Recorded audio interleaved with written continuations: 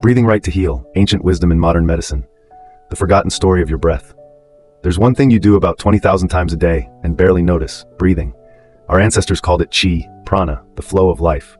Modern science calls it gas exchange, vagal reflexes, heart rate variability. 2 languages, 1 door. Change the way you breathe and you change your state. Today, let's reopen that old door and look at breath as a free, evidence-based therapy, repeatable, teachable, and impactful on your nervous system, heart, metabolism, sleep, and emotions. Philosophy: why can breath heal? Classical texts saw chi as the current linking organs, mind, and behavior. Physiology sees a parallel. Each breath tugs the vagus nerve, tilting the balance between sympathetic and parasympathetic tone. Pressure changes in the chest trigger the baroreflex, and your heart subtly sways. With each inhale-exhale, what we measure as HRV. Inhale fast, shallow, through the mouth, and the body hears threat. Exhale longer, slower, through the nose, and the body hears safe. Ancients said, when the heart is calm, the breath harmonizes. Neuroscience adds, higher vagal tone calms the limbic system and brings the prefrontal cortex back online.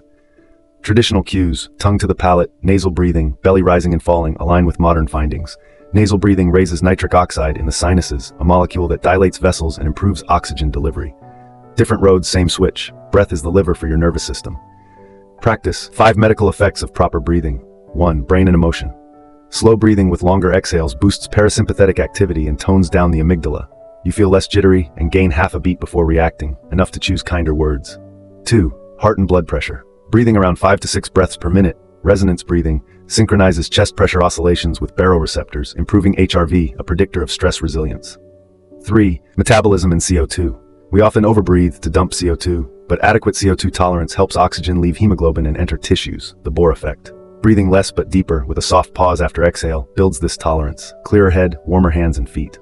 Before, sleep and anxiety. Before bed, nasal breathing with extended exhales, or a gentle humming for 2 to 3 minutes, increases nitric oxide and downshifts sympathetic tone. You fall asleep faster and wake less at night. 5. Muscles and joints. 360-degree diaphragmatic expansion engages the diaphragm properly, offloading tight neck and shoulder muscles and improving posture. Many vague backaches are simply the tax of chronic chest-only breathing. Quick self-check. How are you breathing? Test 1. Nose or mouth. At rest, notice your default. If you mouth breathe at night, consider a thin vertical strip of micropore tape to encourage nasal breathing. Unless you have airway disease, check first.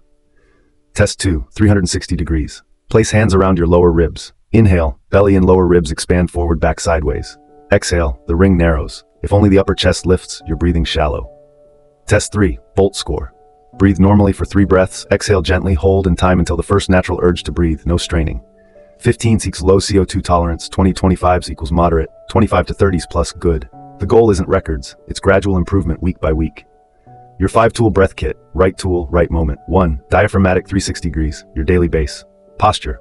Sit tall or lie supine, 1 hand on chest, 1 on belly ribs. How? Inhale through the nose 4s, feel a 360-degree ring expand. Exhale through the nose 6, belly softens. Dose, 5 minutes morning and afternoon. Effect: vagal activation, warmer extremities, lower resting HR. 2. Resonance breathing, 5s in, 5s out, cohere heart breath. Posture: seated, supported. How? Inhale 5s, exhale 5s, repeat for 10 minutes, 1 tubes per day. Effect: higher HRV, steadier BP, support for chronic anxiety. 3. Box breathing, 4-4-4-4, steady the nerves on demand. Posture: feet grounded. How? Inhale 4, hold 4, exhale 4, hold 4 for 4 minutes. Effect: quick break on sympathetic surge before presentations or tough calls. 4-4-7-8, pre-sleep downshift. Posture: lying on your back or left side, cool, dark room. How? Inhale 4, hold 7, exhale 8, nose or lightly pursed lips, 4 to 6 cycles.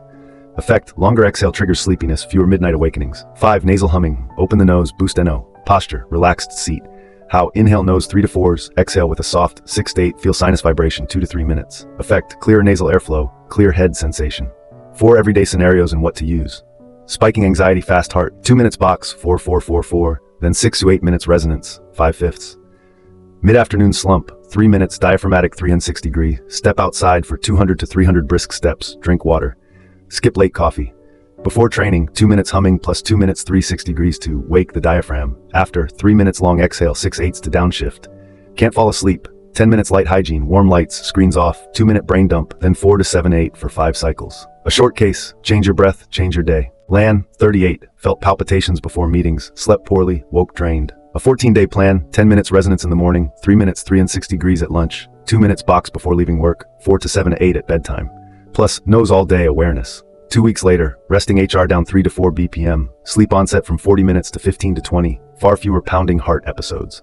No magic, just flipping the nervous system switch consistently. 7-day profitable breathing protocol. Days 1 to 2, morning 5 minutes, 360 degrees, night 4, 7, 8, 4 cycles. Log sleepiness and sleep onset time. Day 3, add 3 minutes, 360 degrees after lunch, plus 10-minute walk. Day 4, swap morning 360 degrees for 10 minutes resonance, keep 4, 7, 8 at night. Day 5, before a key call meeting, 2 minutes box, after, 1 minute long exhale to bleed off adrenaline. Day 6, 3 minutes nasal humming pre-bed, notice nasal openness. Day 7, recheck bolt, keep the 1 to 2 techniques that fit you best for next week. Safety boundaries, when to seek care. Breathwork is potent, not a medical substitute. If you have asthma, COPD, severe panic disorder, sleep apnea, or persistent dizziness, consult your clinician first. During pregnancy or uncontrolled hypertension, avoid long breath holds. Favor gentle 360 degrees nasal breathing and extended exhales. Chronic nasal blockage? Get evaluated for allergies or a deviated septum. Nasal breathing is the goal. Clear the path so it's possible.